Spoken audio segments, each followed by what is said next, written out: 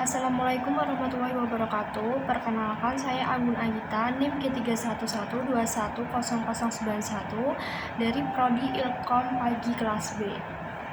Jadi di sini saya akan mempresentasikan hasil makalah saya yang berisi tentang akhlak dan aktualisasinya dalam pandangan Islam.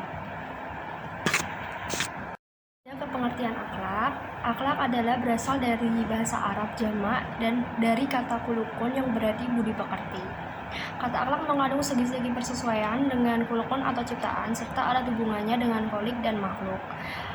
Perkataan ini bersumber dari kalimat yang bercantum dari surat Al-Qalam ayat 4 yang berbunyi wa innaka la'ala khuluqin azim, yang artinya sesungguhnya engkau ya Muhammad mempunyai budi pekerti yang luhur. Jadi ada juga akhlak menurut beberapa tokoh, yaitu Ibnu Miskawi, yang berarti keadaan jiwa seseorang yang mendorongnya untuk melakukan perbuatan-perbuatan tanpa melalui pertimbangan pikiran terlebih dahulu. Sedangkan akhlak menurut Al-Ghazali adalah suatu sifat yang tertanam dalam jiwa yang darinya timbul perbuatan-perbuatan dengan mudah tanpa memerlukan pertimbangan pikiran. Ada juga akhlak menurut Ahmad Amin yang berarti ilmu yang memberikan pengertian tentang baik dan buruknya serta ilmu yang mengajarkan pergaulan manusia dan menyatakan tujuan mereka yang terakhir dari seluruh usaha dan pekerjaan mereka. Jadi pembagian akhlak berdasarkan sifatnya itu ada dua, yaitu akhlak menurut akhlak karimah dan akhlak al-masmumah. Jadi akhlak karimah itu adalah akhlak yang mencerminkan sifat hatinya yang baik dan akhlak yang baik, sedangkan akhlak masmumah adalah akhlak yang mencerminkan sifat hatinya yang tidak baik atau buruk dan merupakan akhlak yang tidak baik. Dan di sini saya juga akan menjelaskan ciri-ciri perbuatan akhlak. Jadi ciri-ciri perbuatan akhlak itu ada tertanam kuat dalam jiwa seseorang sehingga telah menjadi kepribadiannya, dan juga ada dilakukan dengan mudah tanpa pemikiran, ada juga timbul dari dalam diri orang yang mengerjakannya tanpa ada paksaan atau tekanan dari luar, dan ada juga dilakukan dengan sungguh-sungguh, dan ada juga dilakukan dengan ikhlas. Dan macam-macam akhlak itu ada banyak sekali. Ini salah satunya adalah akhlak kepada Allah. Akhlak kepada Allah contohnya itu beribadah kepada Allah, yaitu melaksanakan perintah Allah. Dan ada juga berzikir kepada Allah, yaitu mengingat Allah dalam berbagai situasi dan kondisi, baik diucapkan dengan mulut maupun dalam hati. Berzikir pada Allah itu dapat melahirkan ketenangan dan ketentraman hati. Contohnya ada juga berdoa kepada Allah, yaitu memohon apa saja kepada Allah. Doa merupakan inti ibadah karena ia merupakan pengakuan akan keterbatasan dan ketidakmampuan manusia. Terus contoh dari akhlak kepada Allah ada juga tawakal kepada Allah, yaitu berserah diri kepada Allah. Dan ada juga tawadu kepada Allah, yaitu rendah hati di hadapan Allah. Terus yang kedua juga ada akhlak kepada Rasulullah. Contohnya seperti mencintai dan memuliakannya. Mencintai Rasulullah juga berarti mencintai orang-orang yang dicintai oleh beliau dan membenci orang-orang yang dibenci oleh beliau. Terus ada juga menghormati dan memuliakan Rasulullah. Bentuk penghormatan dan permuliaan terhadap beliau adalah tidak boleh mendahului beliau dalam mengambil keputusan atau menjawab pertanyaan. Terus ada juga mengikuti dan mentaati segala yang diajarkan kepada kita. Terus ada juga mengucapkan salawat dan salam untuk Rasulullah. Perintah untuk bersalawat menunjukkan betapa mulia dan terhormatnya kedudukan Rasulullah di sisi Allah. Terus yang ketiga ada juga akhlak kepada diri sendiri. Cara untuk memelihara akhlak terhadap diri sendiri itu ada yang pertama dengan sidik, atau yang berarti benar atau berkata jujur. Dan ada juga amanah yang berarti dapat dipercaya. Ada juga istiqomah, adalah sikap teguh dan mempertahankan keimanan dan keislaman sekaligus menghadapi berbagai tantangan dan godaan. Ada juga ifah yang berarti menjauhkan diri dari hal-hal yang tidak baik dan memelihara kehormatan diri dari segala hal yang akan merendahkan, merusak, dan menjatuhkannya. Ada juga tawadu. Tawadu adalah rendah hati, kebalikan dari sombong atau takabur.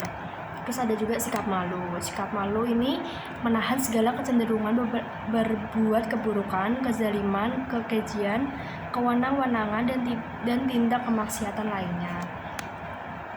Terus ada sabar juga. Sabar bermakna menahan diri dari segala sesuatu yang tidak disukai karena mengharapkan ridho. Dan yang terakhir adalah pemaaf. Pemaaf adalah sikap untuk memberi maaf terhadap kesalahan orang lain tanpa harus menunggu orang lain yang bersalah meminta maaf kepada diri kita sendiri. Terus juga yang terakhir juga ada akhlak kepada sesama manusia. Contohnya seperti tidak menyakiti tetangga dan murah hatinya. Menyakiti tetangga adalah perbuatan yang diharamkan dan termasuk di antara dosa-dosa besar yang wajib untuk dijauhi. Terus yang kedua adalah menutup aib. Seorang mukmin adalah seorang yang mencintai saudara-saudaranya, menutup aibnya, bersabar atas kesalahannya, dan menginginkan saudaranya selalu mendapatkan kebaikan, taufik, serta istiqomah. Terus yang ketiga juga ada bersikap ramah tamah. Di antara para tetangga adalah dengan bersikap ramah tamah terhadap mereka dengan ungkapan dan ucapan yang baik dan lembut, atau dengan memberikan hadiah istimewa kepadanya, atau dapat pula dengan mengundang mereka untuk makan di rumah kita. Terus ada juga memulai salam. Memulai salam ini adalah bagian dari tanda-tanda tawadu atau rendah hati seorang dan tanda ketaatannya kepada Allah Subhanahu wa taala, sebagaimana Allah Subhanahu wa taala berfirman, dan berendah dirilah terhadap orang-orang yang beriman. Terus dari akhlak ini juga ada beberapa faktor. Faktor ini tertanam ada dua prinsip dari faktor internal dan faktor eksternal. Jadi faktor internal itu adalah faktor yang terdapat dalam diri kita sendiri. Dan faktor eksternal ini adalah faktor yang terdapat dari dalam luar diri kita sendiri. Terus ada juga ini faktor-faktor pembentuk akhlak itu ada dari naluri. Naluri merupakan tabiat yang dibawa manusia sejak lahir. Jadi merupakan suatu pembawa asli. Definisi dari naluri adalah sifat yang menimbulkan perbuatan yang menyampaikan pada tujuan dengan terpikir terlebih dahulu ke arah tujuan itu tanpa didahului latihan perbuatan itu. Terus faktor-faktor pembentuk akhlak itu juga ada kebiasaan. Kebiasaan adalah perbuatan yang sering diulang-ulang sehingga mudah dikerjakan. Contoh seperti berpuasa. Seorang anak bila diajarkan cara berpuasa, pasti dia akan terus berpuasa sampai besok-besoknya. Maksudnya kayak udah terbiasa berpuasa gitu. Terus ada juga kehendak. Kehendak adalah faktor yang menggerakkan manusia untuk bertaubat dengan sungguh-sungguh. Dalam perilaku manusia, kehendak yang mendorong manusia untuk berusaha dan bekerja. Tanpa kehendak, semua ide, keyakinan, kepercayaan, pengetahuan menjadi pasif dan tidak ada arti bagi hidupnya.